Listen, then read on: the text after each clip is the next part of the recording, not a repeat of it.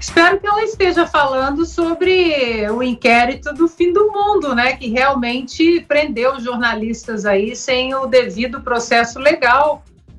Se ela estiver falando disso aí, agora ainda não estamos vendo tanques e toda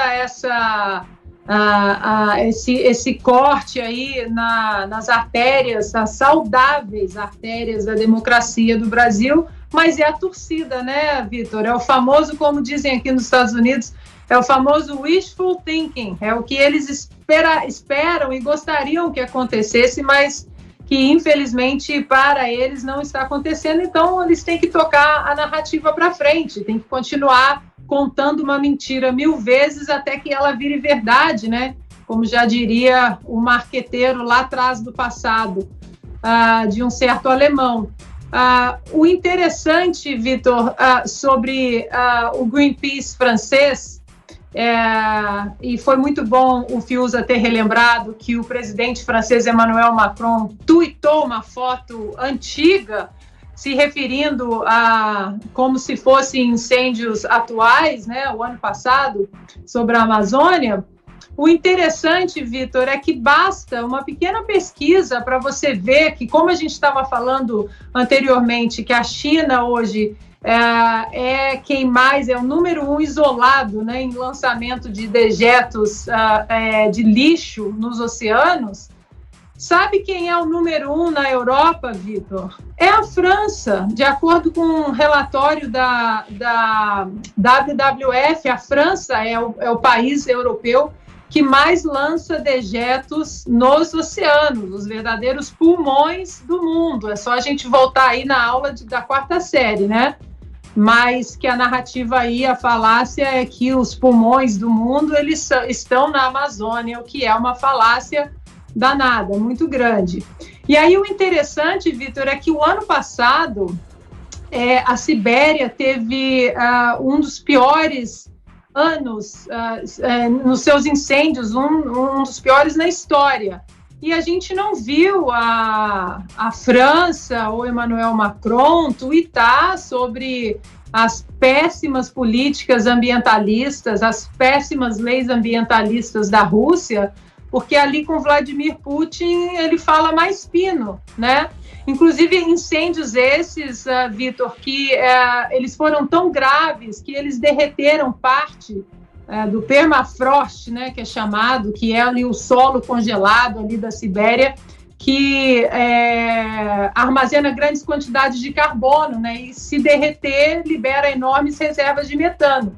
Nada disso foi mencionado, porque também, curiosamente, a França depende do gás natural da Rússia. Então, nesse momento, mais uma vez, a gente vê toda essa preocupação seletiva com o meio ambiente, mas com a Rússia e o senhor Vladimir Putin, aí é um silêncio absoluto por parte dos franceses. Vitor, eu fiz uma pesquisa sobre o nome, né, desse responsável aí na ONU, o Baskut Tunkat, responsável pelo tema resíduos tóxicos e direitos humanos, porque eu pensei, bom, se ele é responsável e agora quer fazer esse relatório aí, né, contra o fascismo imaginário no Brasil, mas se ele é sério e ele é responsável por resíduos tóxicos e direitos humanos, eu vou achar alguma coisa, alguma crítica em relação à China, por exemplo. E, para surpresa de ninguém, eu não achei nada, Vitor. Eu, aliás, achei que 90% de todo o montante de dejetos despejados nos oceanos que, na verdade, são os pulmões do mundo, eles vêm de 10 rios, 10 grandes rios, Vitor. 8 rios na Ásia e um rio gigantesco, o rio Yangtze, na China, que despeja uma quantidade absurda de dejetos plásticos tóxicos nos oceanos, e eu não vi o Baskut Tunkat falando sobre isso. A China hoje é o campeão isolado de lançamentos desses dejetos nos oceanos, e eu não achei nada, nenhuma crítica em relação a isso. Eu pensei, bom, mas, de repente, sobre direitos humanos, ele vai ter alguma crítica em relação à China, já que a China, né, esmaga aí as liberdades individuais, manifestações, ele vai se manifestar sobre as manifestações de rua pela democracia em Hong Kong, ou sobre o caso, né, aí dos 1 milhão de muçulmanos uigures, né, realocados aí nesses campos de reeducação na China. E não achei nada, Vitor. É impressionante como a preocupação, né, sobre resíduos tóxicos e direitos humanos desse pessoal da ONU, ela é bem seletiva. Por favor. Claro. Bom, a Constituição Federal, já no seu artigo 1º, inciso 1, estabelece como fundamento da República a soberania, ou seja, o domínio, a independência e a supremacia jurídica do Estado no território nacional. O parágrafo único desse mesmo dispositivo consagra o espírito democrático da nação. Todo poder emana do povo. Tanto é assim que, mais adiante, no texto constitucional, a expressão utilizada no capítulo dos direitos políticos, né, quando trata do direito ao voto, é soberania popular. De uma forma mais coloquial, nós poderíamos sintetizar da seguinte maneira esses princípios que regem a República. No Brasil, mandam os brasileiros. Por isso assusta tanto o avanço da influência do globalismo progressista, tão bem personificado na figura do presidente da França, o Emmanuel Macron.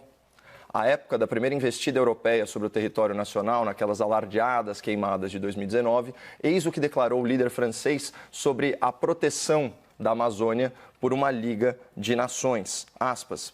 É uma questão real que se imporia se um Estado soberano, como o Brasil, tomasse medidas concretas que claramente se opusessem ao interesse do planeta. E sobre a ideia de um estatuto internacional para regulamentar o bioma amazônico, Macron afirmou: é um caminho que permanecerá aberto nos próximos meses e anos, pois o desafio no plano climático é tal que ninguém pode dizer não é problema meu. E a megalomania desse pequeno presidente, que mal consegue resolver problemas sociais e trabalhistas domésticos, mas acha que pode bancar o Capitão Planeta, não se limita à Amazônia. Ele disse: a mesma coisa vale para aqueles que têm em seus territórios regiões com impacto sobre o mundo inteiro. Vocês conseguem detectar o perigo que representa a relativização do princípio da soberania? Percebam que essa mesma narrativa, essa narrativa que se aplica a um conceito abstrato e genérico, como é a mudança climática, também pode ser empregado para questões como acesso à água potável e terras cultiváveis.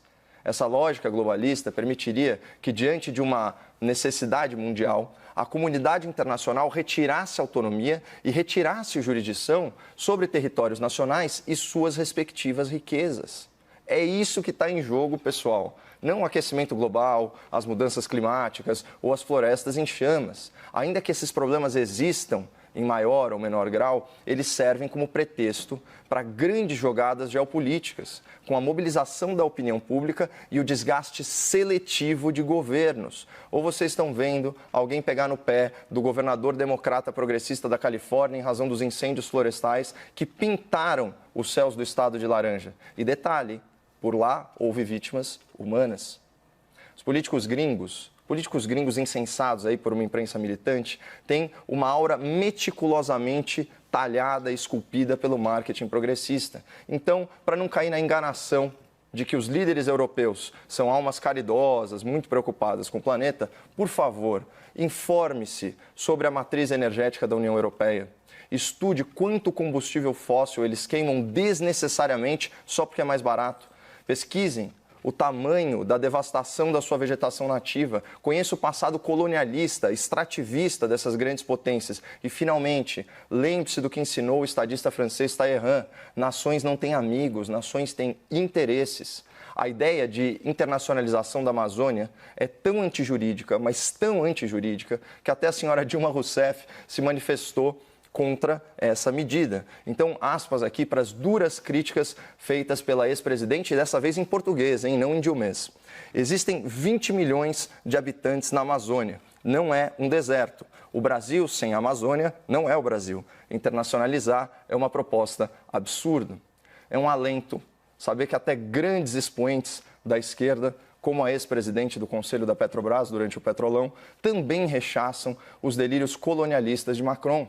Mas assusta notar que ainda existe uma militância tão obtusa que, mesmo num país em que metade da população vive com o pé no esgoto, foi contra a desestatização da água no marco do saneamento básico. Sendo que setores dessa mesma militância admitem o conceito de internacionalizar a Amazônia. Essa incoerência ela só se explica pelo radicalismo político. Eles topam ceder um patrimônio de séculos para desestabilizar um governo de 4 anos. Mas voltando aí ao tópico da soberania. Se toda nação é soberana, né, a lógica e a equidade impõem que os países atuem em pé de igualdade em termos de direitos e obrigações perante a comunidade internacional. E ao longo do tempo, acordos bilaterais, tratados multilaterais e amplos compromissos de cooperação entre as nações passam a ser incorporados de forma vinculante aos ordenamentos jurídicos nacionais. É também por isso que os países, mesmo soberanos, acatam decisões de organismos internacionais dos quais fazem parte. É à luz desses princípios, soberania e direito internacional, que nós devemos analisar a pressão dos países europeus. E, antes de mais nada, cabem alguns questionamentos necessários sobre a legitimidade dessa pressão. O Brasil está violando acordos internacionais que versam sobre o meio ambiente? E aqui nós não estamos falando de descumprir protocolo de intenção ou compromisso programático, mas sim de tratados juridicamente vinculantes. E, claro, por questão de coerência, é preciso analisar se todos esses países europeus estão entregando a contento as suas próprias promessas ambientais, o que parece não ser o caso há décadas. Outra dúvida nesse mesmo sentido. Comparativamente, os números de emissão, de poluição e preservação dos demais países os habilitam a censurar o status ambiental do Brasil com tanta veemência? E, finalmente, uma última questão, essa de natureza econômica. Pode haver algum motivo velado por trás dessa cobrança? É possível, por exemplo, que os países estejam abraçando a narrativa ambientalista para justificar barreiras de entrada aos produtos da agropecuária brasileira na Europa? Aquele velho protecionismo?